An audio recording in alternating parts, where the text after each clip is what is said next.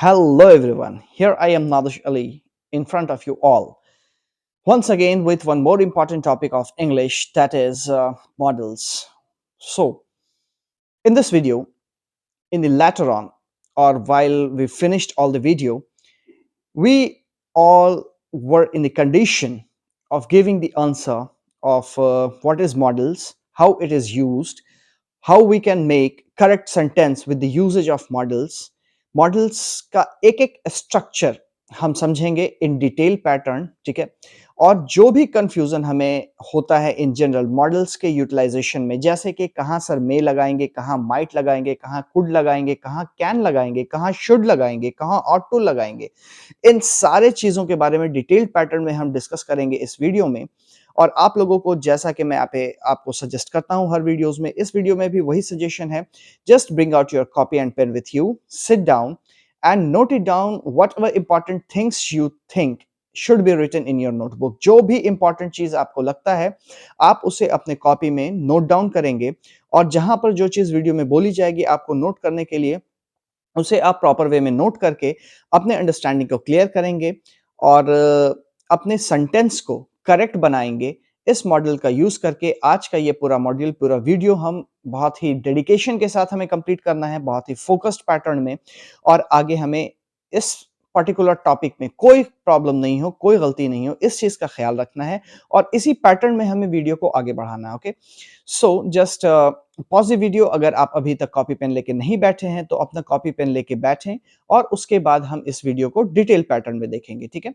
तो मॉडल्स का क्या यूज होता है और मॉडल्स है क्या, आइए हम आगे देखते हैं वीडियो में।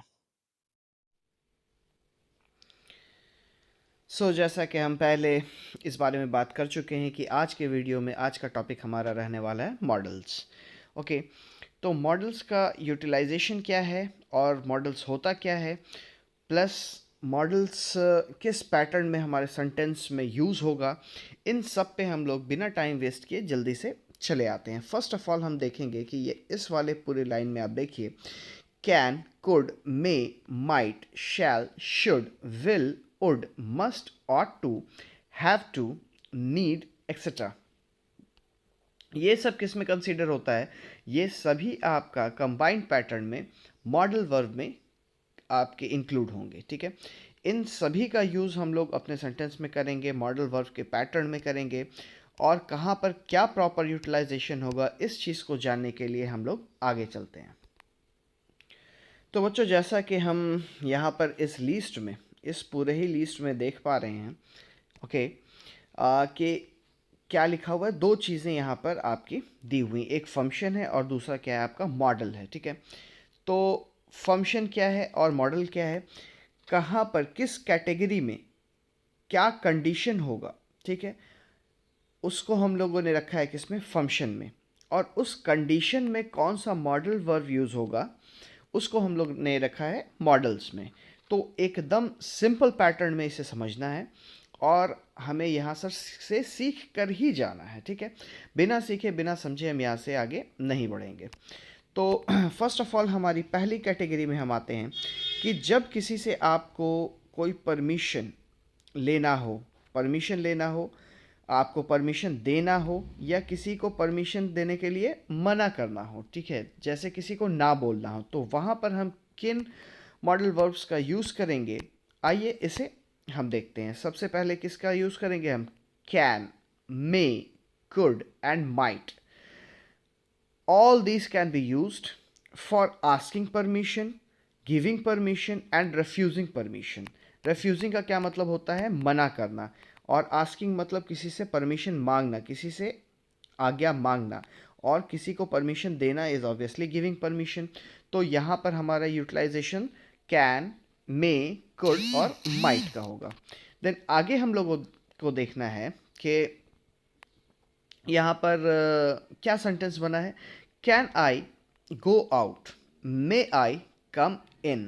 तो यहाँ पर हम परमिशन जब पूछेंगे, किसी से परमिशन लेंगे, तो मे आई का यूज़ करना भी सही हो जाएगा। देखिए, यही मेजर कंफ्यूजन होता है कि कहाँ पर हमें कैन यूज़ करना है सर, कहाँ पे कुड यूज़ करना है, कहाँ पे मे यूज़ करना है। तो आज मैं आपके इन सारे कंफ्यूजन्स को बहुत ही बेसिक मैनर में मैं इसे डील करता हूँ और आपको समझाता हूँ कि देखिए, कहीं भी जो एक कैटेगरी में मैंने रखा है, इन सब को हम कहीं पे भी यूज़ कर सकते हैं। ओके, कहीं पे भी, कहाँ पे? इसी कैटेगरी के बेसिस पे। मान लिया कि आपको कहीं किसी से परमिशन लेना है, ठीक है, तो अगर आपको मे का याद आ रहा है तो मे भी आपका करना सही होगा। कैन, जैसे कि हम एक सेंटेंस का एग्जांपल लेते हैं कि मे आई हैव योर पेन, क्या मैं आपका पेन ले सकता हूँ? ठीक है, मे आई हैव योर पेन, क्या मैं आपका पेन ले सकता हूँ? तो मे आई हैव योर पेन कहना भी सही है, और उसी के साथ साथ अगर मैं can I have your pen कहेंगे तो वो कहना भी बिल्कुल सही होगा। तो इस कैटेगरी के जितने भी मॉडल हैं, ठीक है, वो सब मॉडल्स को हम अपने asking permission, giving permission and refusing permission के लिए यूज़ कर सकते हैं। ओके, देन हम अपने नेक्स्ट कैटेगरी में आते हैं। जो हम अपने नेक्स्ट कैटेगरी में हमने रखा है क्या? Making request. जब आप किसी से अनुरोध कर रहे हैं, क्या कर रहे हैं? अनुरोध कर रहे हैं, रिक्वेस्ट कर रहे हैं, तो वहाँ पर हम किस चीज़ का यूज़ करेंगे? Can, could, shall, will and would. ठीक है ना? तो हम सेंटेंस को देख लेते हैं। Would you help me? तो एग्ज़ाम में अगर आपके क्वेश्चन पूछा गया डैश दे करके, यहाँ पर क्या है? वुड की जगह डैश है और बोला गया है you help me question mark, ठीक है, तो आप वहाँ पर मे भरेंगे अगर, तो मे का भरना सही होगा? नहीं, बिल्कुल गलत होगा, क्योंकि मेकिंग रिक्वेस्ट में मैंने किस पैटर्न को रखा है? सिर्फ और सिर्फ कैन को, कुड को, शैल को, शुड को, विल को, वुड को। तो इन सब में से किसी को भी हम यूज़ कर सकते हैं। ये वुड को यूज़ करके यहाँ पर सेंटेंस बनाया गया है। ओके, ये वुड का यूज़ किया है, बट अगर हम वुड के जगह विल का यूज़ करते हैं तो विल का यूज़ भी एब्सोल्युटली सही होगा। Will you help me? Obviously ये सेंटेंस सही है, क्या तुम मेरी मदद करोगे? और उसके आगे फिर हम देखते हैं नेक्स्ट सेंटेंस में, could you please close the door? Could you please close the door, एक पोलाइट रिक्वेस्ट कर रहे हैं, कुड बोल रहे हैं, क्या तुम कृपया करके दरवाज़ा बंद कर सकते हो? तो वहाँ पर हम कुड का यूज़ करेंगे, ठीक है ना? उसी तरह से शैल का यूज़ करके हम बनाते हैं, shall I open the door, ठीक है ना? क्या मैं, sorry, window, shall I open the door या विंडो जो भी कहें, क्या मैं विंडो खोल सकता हूँ या खोल सकती हूँ? ठीक है, तो एक रिक्वेस्ट के पैटर्न में, पोलाइट पैटर्न में हम इन सब का यूज़ करेंगे, कैन का, कुड का, शैल का, विल का एंड वुड का। और फिर हम अपने नेक्स्ट कैटेगरी में आते हैं, आगे बढ़ते हैं।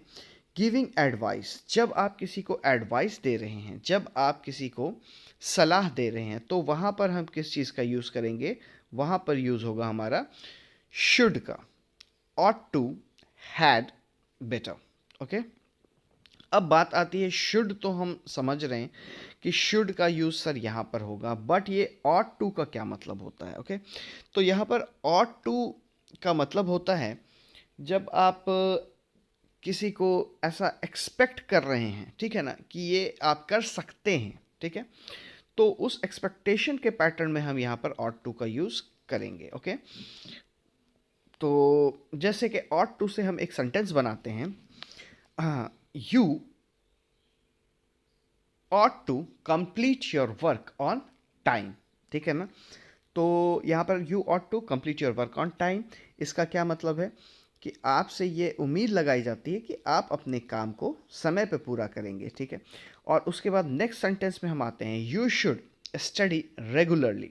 तो आप एडवाइस दे रहे हैं किसी को, ओके, कि आपको लगातार ही पढ़ना चाहिए, it is better for you. Okay, फिर हम अपने नेक्स्ट कैटेगरी पे जल्दी से चले आते हैं, और इसमें क्या है? Expressing possibility. Okay, expressing possibility, possibility मतलब संभावना व्यक्त करना, ये ऐसा हो सकता है, ऐसा हुआ होगा, जहाँ पे हम कोई सर्टन नहीं है, वहाँ पर पॉसिबिलिटी को हम बोलेंगे, ठीक है? तो इस पॉसिबिलिटी के कैटेगरी में हम किस चीज़ का यूज़ कर सकते हैं?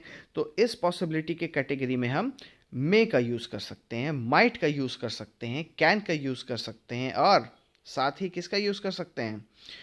कुड का यूज़ यहाँ पर किया जा सकता है। तो इन सब को हम अपने एक्सप्रेसिंग पॉसिबिलिटी के सेंस में हम लोग यूज़ कर सकते हैं, जहाँ पर हमें कोई कन्फ्यूज़न नहीं रखना है, ठीक है।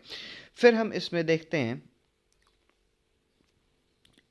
इट मे रेन, ठीक है। ये क्या दिया हुआ, इट मे रेन, तो आज बारिश हो सकती है या बारिश होने की संभावना है, ओके। फिर नेक्स्ट देखें, ही माइट कम नाउ, ठीक है। ही माइट कम नाउ, ठीक है। तो वो अभी उसके आने की बात की जा रही है, वो अभी आ सकता है। और नेक्स्ट सेंटेंस में हम फिर देख लेते हैं, it could be mister Mukesh, क्या कोई आया, ठीक है। तो हम बोल रहे हैं क्या कि ये मिस्टर मुकेश हो सकते हैं, ठीक है। मिस्टर मुकेश हो सकते हैं, तो हम यहाँ पर क्या यूज़ कर लिए, कुड यूज़ कर लिए, ठीक है ना। तो कुड के जगह यहाँ पर फिर से वही हमारा ट्रिक है कि इस कैटेगरी में पॉसिबिलिटी जहाँ भी आपके माइंड में आए, अगर आप इन सब में से किसी का भी यूज़ कर लेते हैं तो वो कभी गलत नहीं होगा, वो सही होगा और बिल्कुल ही सही होगा, ठीक है। फिर हम लोग आगे बढ़ते हैं और अगली कैटेगरी को हम लोग समझने की कोशिश करते हैं कि यहाँ पर क्या है, एक्सप्रेसिंग एबिलिटी, ठीक है। आपकी एबिलिटी क्या है, आपकी क्षमता क्या है, आप ये कर सकते हैं, ये नहीं कर सकते हैं, ठीक है। तो उस सेंस में हम लोग क्या बोल रहे हैं, एबिलिटी को डिनोट कर रहे हैं, ठीक है। तो एबिलिटी को यूज़ करते वक्त हमें किस चीज़ का ध्यान रखना है, तो हमें यूज़ क्या करना है, फर्स्ट ऑफ ऑल कैन का यूज़ करना है और कुड का यूज़ करना है। और यहाँ पर ये सेंटेंस देखें, I can speak English and French, मैं इंग्लिश और हिंदी बोल सकता हूँ। तो यहाँ पर कैन का यूज़ है, कोई कन्फ्यूज़न नहीं है। हम ये कैन और कुड बहुत यूज़ करते हैं अपने सेंटेंसेस में, तो इसमें यहाँ पर कोई कन्फ्यूज़न नहीं होना चाहिए। बस ये कैटेगरी आप याद रखिएगा, और जब सेंटेंस करेक्शन के लिए एग्जामिनेशन में आपको रहे तो आप कैटेगरी को कभी नहीं भूलिएगा, ओके। फिर हम देखते हैं यहाँ पर, I could play chess when I was 5, ठीक है। जब मैं 5 साल का था, ठीक है ना, जब मैं 5 साल का था तब से ही मैं चेस खेल सकता हूँ, ठीक है, मैं खेल सकता था। तो यहाँ पर क्या बोला गया है, जब मैं 5 साल का था तभी मैं चेस खेल सकता था, ठीक है। तो यहाँ पर आपकी कैपेसिटी, आपकी एबिलिटी को दिखाया गया, तो जहाँ भी एबिलिटी की बात आएगी वहाँ कैन और कुड का यूज़ होगा। फिर से हम अपने अगले कैटेगरी में चले आते हैं। इसमें क्या है, एक्सप्रेसिंग नेसेसिटी, ज़रूरत को जब दर्शाना है। नेसेसिटी का क्या मतलब है, ज़रूरत, रिक्वायरमेंट। जब रिक्वायरमेंट को शो करना है या फिर आपको कोई रिक्वायरमेंट नहीं है ये भी बोलना है, तो वहाँ पर हम किन वर्ड्स का यूज़ करेंगे, किन मॉडल्स का यूज़ करेंगे। उसमें हम लोग मस्ट का यूज़ करेंगे, हैव का यूज़ करेंगे, नीड नॉट का यूज़ करेंगे या मस्ट नॉट का यूज़ करेंगे। निगेटिव बोलना है, नहीं अगर बोलना है तो must not, need not, okay. तो हम एग्जाम्पल देखते हैं, यहाँ पर क्या दिया हुआ है, you must learn German before going to Germany. You must, तुम्हें ये पढ़ना चाहिए, इट इज़ नेसेसरी। आप जर्मन जा रहे हैं, जर्मन जाके संस्कृत तो नहीं बोलेंगे, हिंदी तो नहीं बोलेंगे, ओके। जर्मन जाके ऑब्वियसली हमें क्या बोलना होगा, जर्मनी बोलनी होगी, ठीक है। अगर वहाँ आपको सस्टेन करना है, वहाँ रहना है, तो आपको जर्मनी आनी चाहिए, ठीक है। तो यू मस्ट लर्न, ओके।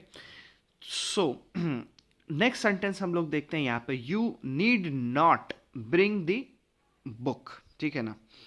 तो तुम्हें यहाँ पर क्या है, बुक नहीं लानी चाहिए थी। यहाँ पे एक नेसेसिटी शो किया जा रहा है कि बुक की ज़रूरत नहीं थी, आपको बुक नहीं लानी चाहिए थी। You need not bring the book, okay. Must not से एक सेंटेंस देखते हैं, you must not go to play, ठीक है।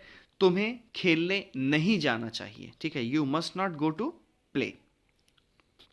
फिर नेक्स्ट मॉड्यूल में जल्दी से हम यहाँ पर चले आते हैं नेक्स्ट कैटेगरी में। नेक्स्ट कैटेगरी में हम क्या देख रहे हैं कि जब आप किसी की past habit, expressing past habit, कोई पुरानी आदत है, उसको अगर हमें डिनोट करना है, ध्यान रहे पास्ट हैबिट है ये, ठीक है। ये हैबिट नहीं है, ये पास्ट हैबिट है, ठीक है। तो उसमें हम लोग किसका यूज़ करेंगे, उसमें हम लोग यूज टू, वुड, इसका यूज़ ज़्यादा होता है और इसी का यूज़ हमें करना है, ठीक है। जैसे कि इस एग्जाम्पल में हम लोग देख लेते हैं, I used to read a lot when I was the university student, ठीक है ना। तो यहाँ पर जब मैं यूनिवर्सिटी का स्टूडेंट था या जब मैं यूनिवर्सिटी में पढ़ रहा था, तो मुझे किस चीज़ की आदत थी, मुझे बहुत ज़्यादा रीडिंग हैबिट थी। तो यहाँ पर किस चीज़ का हमने यूज़ किया, यूज टू का यूज़ किया, ठीक है ना। यहाँ पर वुड का भी हम लोग यूज़ कर सकते थे, I would read a lot, I would read a lot when I was the university student, ठीक है। जब मैं यूनिवर्सिटी स्टूडेंट था तब मैं बहुत ज़्यादा पढ़ने का काम करता था और रीडिंग हैबिट मेरी बहुत ज़्यादा थी। तो यहाँ पर इस कैटेगरी में हम लोगों ने देखा कि जब आपको अपनी पास्ट हैबिट के बारे में शो करना है तो सीधा सीधी हम लोग वहाँ पे किस चीज़ का यूज़ करेंगे, यूज टू का या वुड मॉडल का यूज़ करेंगे, ठीक है। अब हम अपने नेक्स्ट कैटेगरी में आ जाते हैं, जो हमारी लास्ट कैटेगरी है इस पूरे मॉड्यूल की, expressing obligation and duty. What is the meaning of obligation. Obligation का मतलब होता है कि अ, आपको ये चीज़ करना ही है, मैंडेटरी है, you have to do this. वैसे सेंस में हम क्या बोलेंगे, ऑब्लिगेशन, ये आपकी जिम्मेवारी है, ये आपको करना है, या फिर ड्यूटी, ठीक है। तो ऑब्लिगेशन या ड्यूटी के सेंस में हम लोग क्या बोलेंगे, यहाँ पर हम लोग किस चीज़ का यूज़ करेंगे, कौन से मॉडल का यूज़ करेंगे, तो यहाँ पर हम लोग शुड का यूज़ करेंगे, ऑट टू यहाँ पर भी आया है, ठीक है, और मस्ट का भी यूज़ करेंगे। और यहाँ पर जो ऑट टू आया है उसके पहले हमने अपने मॉड्यूल में ऑट टू को देखा था बिगिनिंग में ही, जैसा कि आपको याद होगा कि ऑट टू हमने क्या देखा है, जब आपको कोई एडवाइस देना है तो आप वहाँ पे ऑटो का यूज़ कर रहे हैं, ठीक है ना। ऑटो का यूज़ एडवाइस में भी हुआ है और यही ऑटो का यूज़ हमने ऑब्लिगेशन के सेंस में भी देखा अपने लास्ट मॉड्यूल में। तो दोनों में ही क्या ये ऑटो का सेंस सेम निकलेगा, तो ऑटो का सेंस सेम नहीं निकलेगा। तो कैसे नहीं निकलेगा ये हम देखते हैं। यहाँ पर हम जो ऑटो का यूज़ करेंगे वो एक मैंडेशन को शो करता है, एक आपके you are bonded to do that, ये आपकी रिस्पॉन्सिबिलिटी उस चीज़ को शो कर रहा है। और वहीं पर जब एडवाइस वाले सेक्शन में हमने उसे देखा था तो एडवाइस वाले सेक्शन में वहाँ पर कोई मैंडेटरी नहीं था, ज़रूरी चीज़ नहीं थी, वहाँ पे आपने रिक्वेस्ट के पैटर्न में सेंटेंस में अपने ऑट टू का यूज़ किया था। तो इसमें कभी कंफ्यूज नहीं होइएगा, ऑट टू का अगर यूटिलाइजेशन है तो आप पूरा सेंटेंस पढ़ेंगे और उस सेंटेंस को पढ़ने के बाद आपको ये डिसाइड करना है कि ये ऑट टू क्या ऑब्लिगेशन वाला है या फिर एडवाइस वाला है, ठीक है। तो यहाँ पर हम देख रहे हैं एग्जाम्पल में, we must obey the rules, यहाँ पर मस्ट का यूज़ किया गया है, हमें रूल्स को फॉलो करना ही है, we must follow the rules, और कोई ऑप्शन नहीं है। नेक्स्ट हम देखते हैं, students should respect the teacher, ठीक है। शुड की बात की गई है, स्टूडेंट को टीचर की रेस्पेक्ट करनी ही चाहिए, ठीक है। और ऑट टू से हम सेंटेंस बनाते हैं यहाँ पर अगर, कि यू ऑट टू,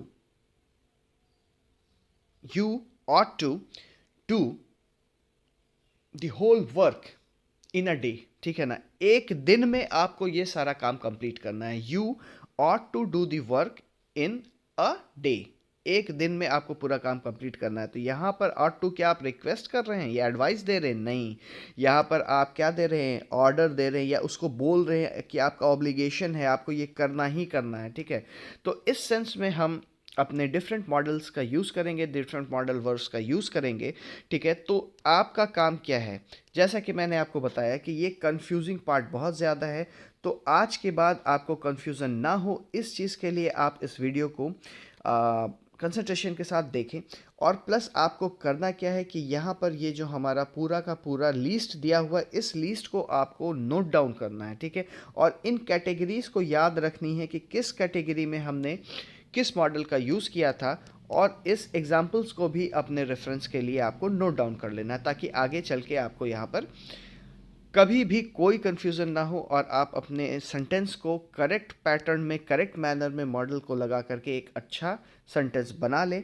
तो लास्ट में आपको क्या करना है, ये सब समझने के बाद आपको इसे नोट डाउन कर लेना है, पूरा का पूरा आपको लिस्ट अच्छे से नोट डाउन कर लेना है और उसके बाद समझ करके हमेशा अपने डे टू डे लाइफ में यूज़ करना है।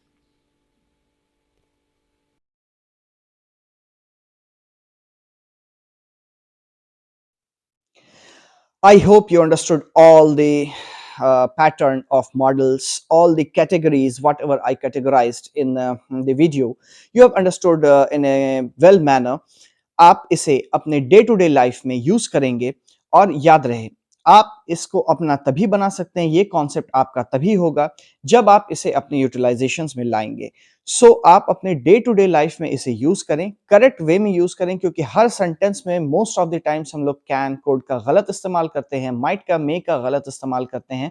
तो ये यूटिलाइजेशंस हम अपने डे टू डे लाइफ में करेक्ट करेंगे और इसी पैटर्न में हमेशा हम अपने इंग्लिश स्पीकिंग को, चाहे आपके एग्जामिनेशन हो, चाहे स्पीकिंग हो, चाहे बैंकिंग हो, चाहे एसएससी हो, कहीं भी अगर करेक्शन का सेंटेंस करेक्शन का पैटर्न आता है मॉडल्स के सेंस में, तो आज के बाद हमसे ये गलती नहीं होगी। ओके, और इसी तरह से आप जुड़े रहें, आगे बहुत इंपॉर्टेंट और इंटरेस्टिंग टॉपिक्स के साथ मैं आपसे जुड़ता रहूंगा। Just stay connected.